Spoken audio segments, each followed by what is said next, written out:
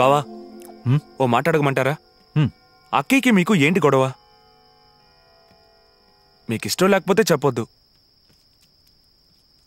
ఏంట్రా వచ్చి 2 రోజులైంది ఇంకా ఏమీ అడగలేదే అనుకున్నాను. పోన్లేండి, నా మీద మీకైనా శ్రద్ధ ఉంది. ప్రేమించేటప్పుడు వాళ్లే లోకమని వెంట పడతాం. వాళ్ళ పిలుపు రాగానే వెళ్ళిపోతాం. ఎప్పుడెప్పుడు మన దేవత దగ్గర నుంచి ఒక మెసేజ్ వస్తుందని ఎదురు చూస్తూ తెల్లవార్లు నిద్ర కూడా పోం.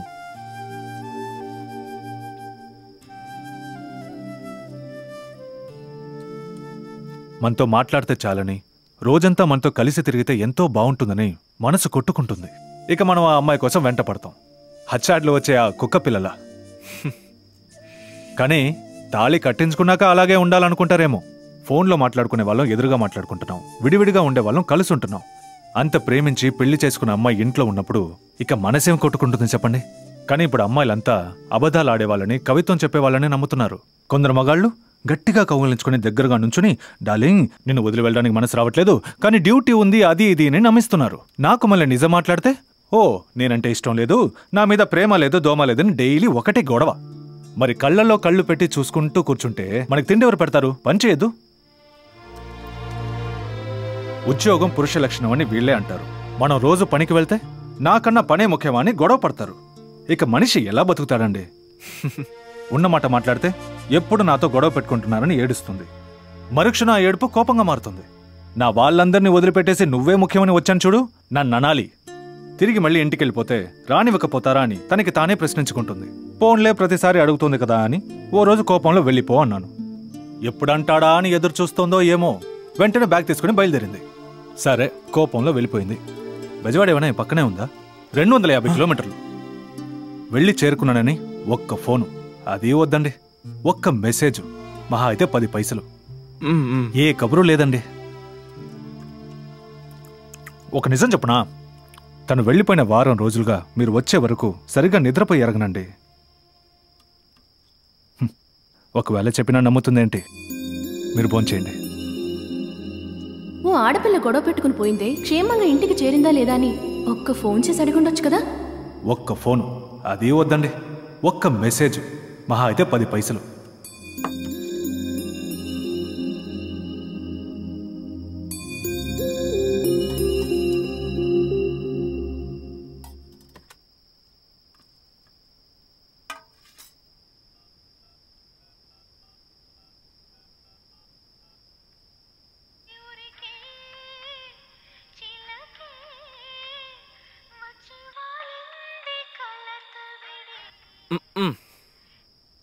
దీనికేం తక్కువ లేదు.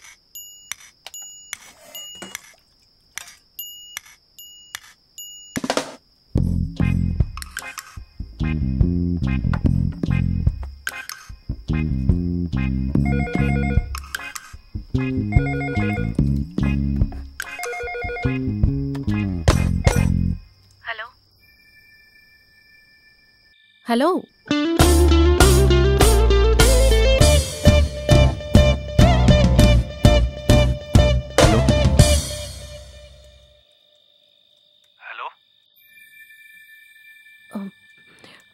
మీరెలా ఉన్నారు? ఒక్క నిమిషం.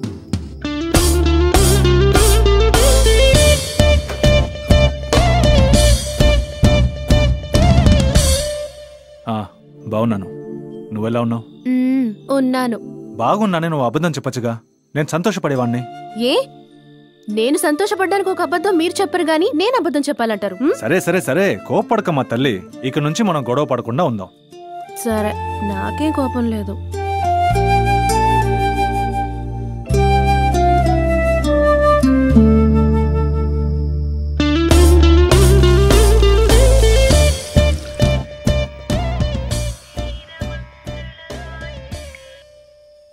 హలో, అంతా నువ్వు చేసిందే కదూ?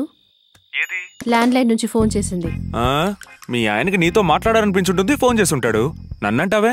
రై, ఊరికే కథలు చెప్పుకో. నాకు తెలుసు నువ్వే పని చేసావని. తెలుసు కదా. ఏ, నా దగ్గర మొబైల్ ఉందిగా, దానికి ఫోన్ చేసి ఉండొచ్చుగా. నిన్నెవరు ఆ ల్యాండ్ లైన్ కు ఫోన్ చేయమని చెప్పింది? అది నీకు తెలుసు తమ్ముడే ఈ పని చేస్తుంటాడు, మళ్ళీ చేస్తే ఆయనైతే మాట్లాడతారు అని. అదేం లేదురా. అదలా ఉంచు. ఏదో విధంగా మీరు మాట్లాడుకున్న పరిష్కారానికి వచ్చారుగా, మరింకే ఎప్పుడు బయలుదేరుతున్నావు? వెంటనే బయలుదేరడం కుదరదు. అమ్మతో చెప్పాలి, తర్వాత మంచి రోజు చూసి పంపుతారు. తొందరగా బయలుదేరు. ఇంకా అబద్ధాలు చెప్పి నాన్న ఒప్పించడం ఇక నా వల్ల కాదు.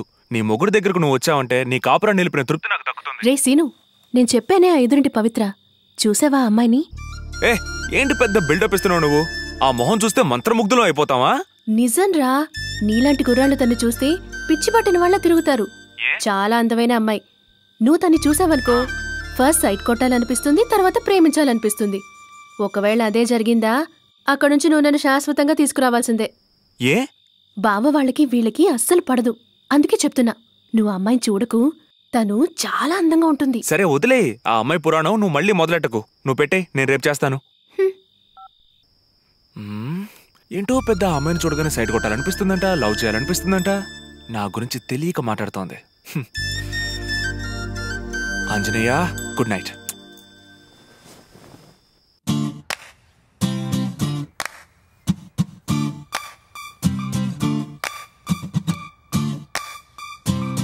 ఆంజనేయ, నేనెవరు?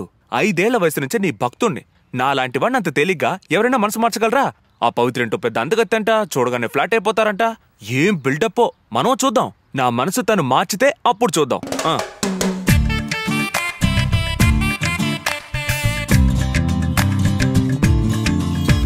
అన్నా, ఒక టీ ఇవ్వన్నా. అలాగే.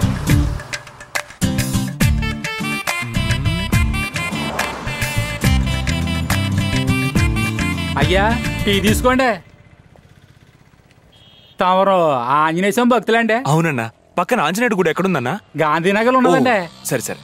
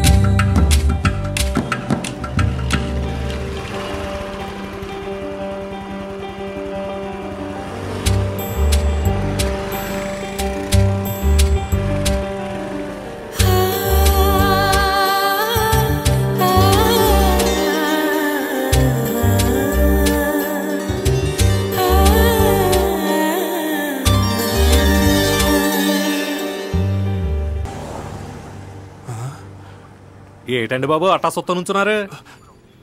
చిచి,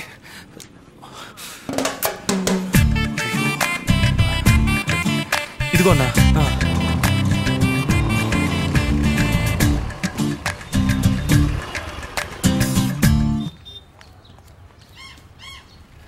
ఎవరే వాడు? అదే ఆ టీ కొట్టు దగ్గర నుంచి రోడ్లో వెళ్లే వాళ్ళని చూసి చూడనట్టుగా మన వెంకే చూస్తూ నుంచున్నాడే. വാടി കുറിച്ച് 2 വീലറിലെ വരുമ്പോ നീ എന്റെ അടുത്ത് തന്നെ സംസാരിച്ചുകൊണ്ട് വന്നു. మరి ఇప్పుడు ആരെ അവിടെ നിന്ന് നോക്കിയെന്ന് അത്ര കറക്റ്റ് ആയിട്ട് അറിയും. ఎక్కువ ఆలోచించి చెడిపోకు రా.